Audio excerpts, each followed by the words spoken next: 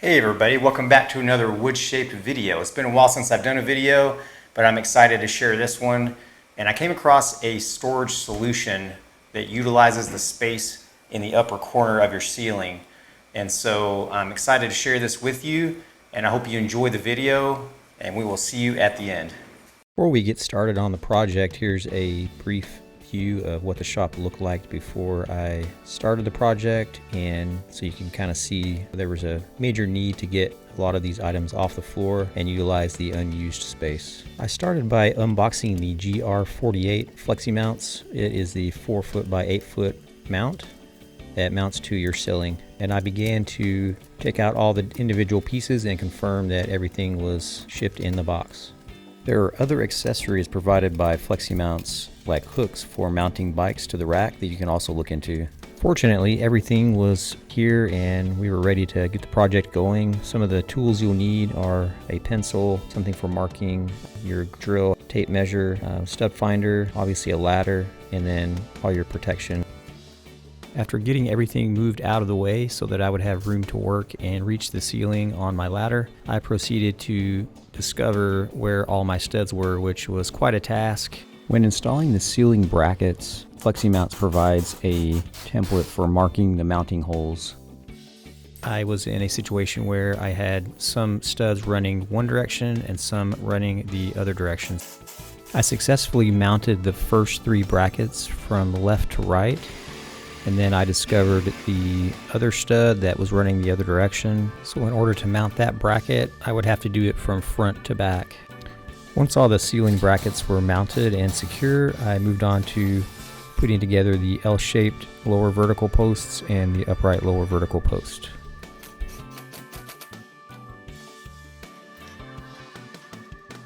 Next, I moved on to installing the posts, and those are adjustable so you can determine what hanging height you need, and then with all the different holes in those, you can adjust up and down to your desired height.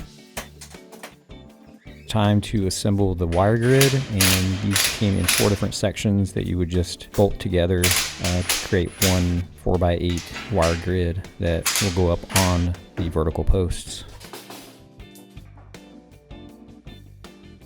Landon!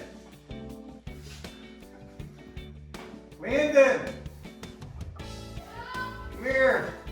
I know I make this process look quite easy, but definitely get a helper to help you out. In this case, it was decidedly my ladder was the helper, but I finally got the wire grid up and secured to the vertical posts.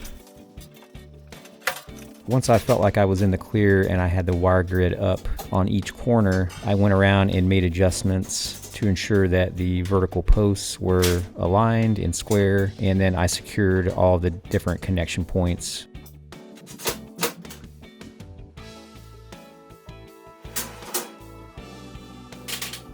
Once the FlexiMounts rack was securely mounted, I went around and just cleaned the shop up and moved the equipment back in place.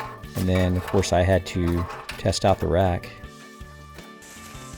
Hey, I know what you're thinking. Does that really hold? Well, yes, it does, up to 600 pounds. And so next time you're in the doghouse, remember that your burdens will be supported.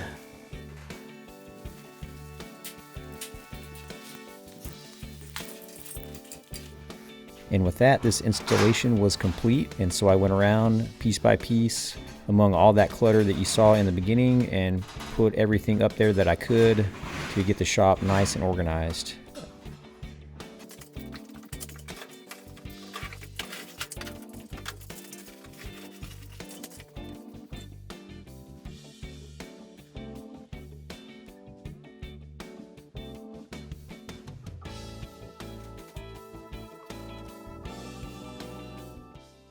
I hope you enjoyed that video. So if you've been watching my past videos, you know that I'm all about organization, getting my shop in order.